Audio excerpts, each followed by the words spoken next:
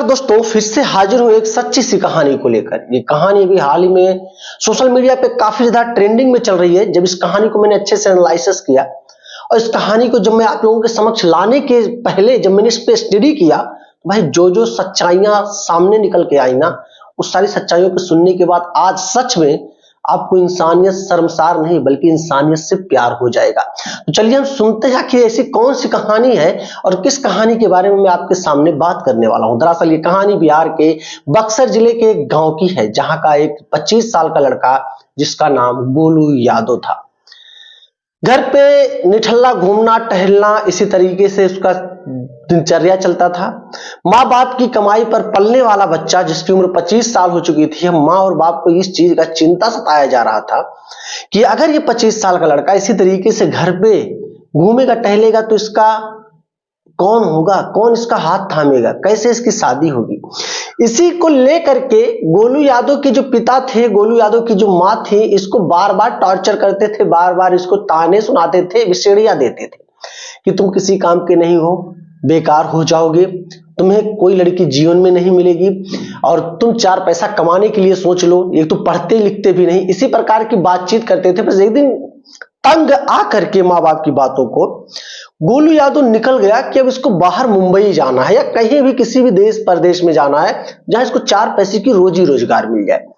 अब ये वहां से बक्सर से ट्रेन पकड़ता है और ट्रेन पकड़ने के बाद ये वहां से बैठता है। बैठने के बाद तकरीबन 2 स्टेशन 3 स्टेशन ही गुजरा हुआ था। वहां से तकरीबन मान के चलो अपने घर से तकरीबन 300 से 400 किलोमीटर की दूरी पर ये गया ही होगा कि ट्रेन की बोगी में एक भीख मांग रही थी लड़की, जिसकी उम्र उसकी भी उम्र यही कोई 24-25 साल के लमसम में थी।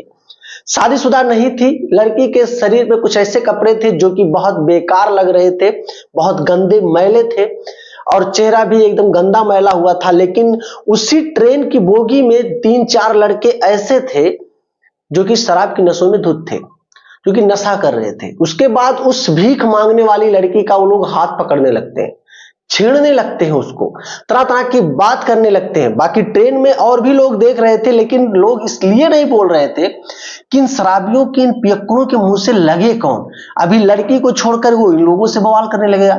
लेकिन ये सब कुछ गोलू यादव देख रहा था चुपचाप बैठकर, और उसने हिम्मत जुटाई और आगे बढ़ते हुए उन 4 लड़कों के पास आता और कहता है कि तुम लोगों में भलाई इतनी होगी कि उसका हाथ छोड़ दो और वो भीख मांगने वाली है, नहीं तो बहुत बुरा हो जाएगा। मैं भले ही मर जाऊंगा चलेगा, लेकिन तुम लोगों को कुछ करने नहीं दूंगा इसके साथ। मतलब एक फिल्मी स्टाइल में गोलू यादव ने जिस तरीके से एंट्री अपना ली कि 4 लड़के थोड़े दहशत में आ गए। वो 4 लड़के ये भी कहने लगे भाई तू क्या कर लेगा। गोलू यादव ने यही कहा कि सारे लोगों को बारी बारी करके ट्रेन के नीचे फेंक दूंगा, या तो खुद मर जाऊंगा या तो मार ही दूंगा तुम लोगों को। अब उस लड़के से थोड़ा कहा सुनी हो गई, यहाँ की छीना छपटी भी होनी शुरू हो गई।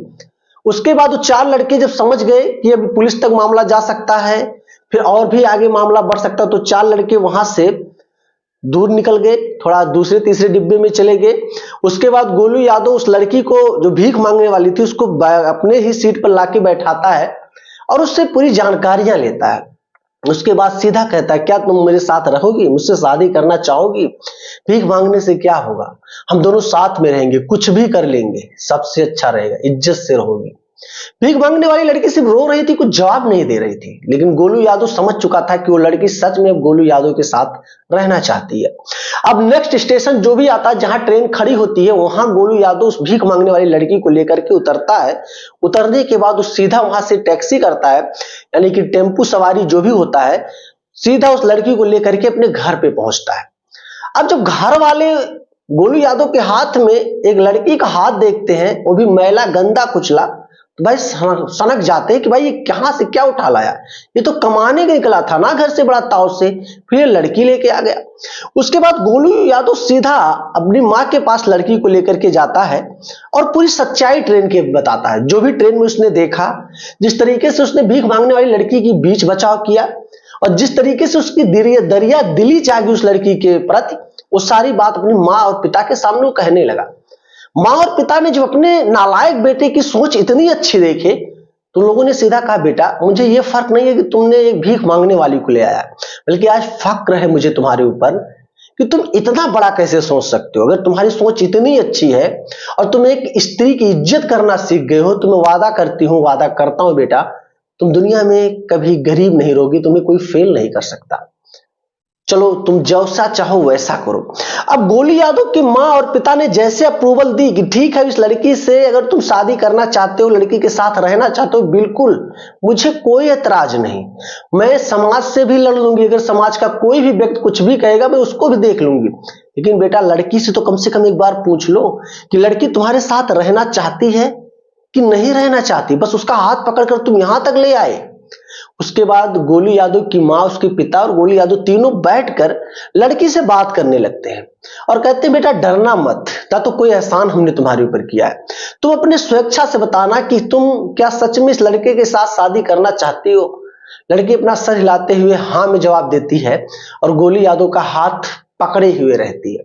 अब इन सारी चीजों को देखने के बाद गोली यादव की मां और पिता को यह लग जाता है कि भाई लड़की जो अनाथ है, इसके आगे पीछे कोई नहीं है, अब इसका हम ही लोग अगर सहारा है तो कोई बात नहीं है। उसके बाद उस लड़की को नहलवाया धुलवाया जाता है। उसके बाद जो भी कपड़े घर में नए रखे होते हैं, गोली यादव की मां को उस कपड़े को पहनाया जाता है। उसके बाद नजदीक में एक मंदिर पड़ता है, उसी मंदिर में ले जाकर के शादी करवाया जाता है। 7 फेरे भी लिए जाते हैं। 7 फेरे ले आने के बाद गोलू यादव उस अनाथ लड़की, जो कि अब गोलू यादव की पत्नी बन चुकी थी, उसको लाके अपने घर पे बैठा करके 4, 6, 10 लोगों को जो भी जिसको भी वो समझता था भोजन भी करवाता है। भोजन करवाने के बाद धीरे धीरे करके ये चीजें सोशल मीडिया पे तेजी से ट्रेंड करने लगी। वहां के लोकल जो न्यूज वाले थे, पत्रकार थे, सोशल मीडिया से जुड़े लोग थे, सारे लोग गोलू यादव के घर पहुंच भी गए और गोलू यादव से इन सारी चीजों के बारे में जानने की बहुत कोशिश की। लेकिन गोलू यादव जितना बता सकता था उतना ही बताया। फिर धीरे धीरे करके लोगों ने अगल बगल से भी इसके बारे में सही जानकारी लेने की कोशिश की। तब जाकर पता चलता है कि सच्चाई में गोलू यादव ने कितनी बड़ी दरियादिली एक अनाथ लड़की के लिए दिखाई है।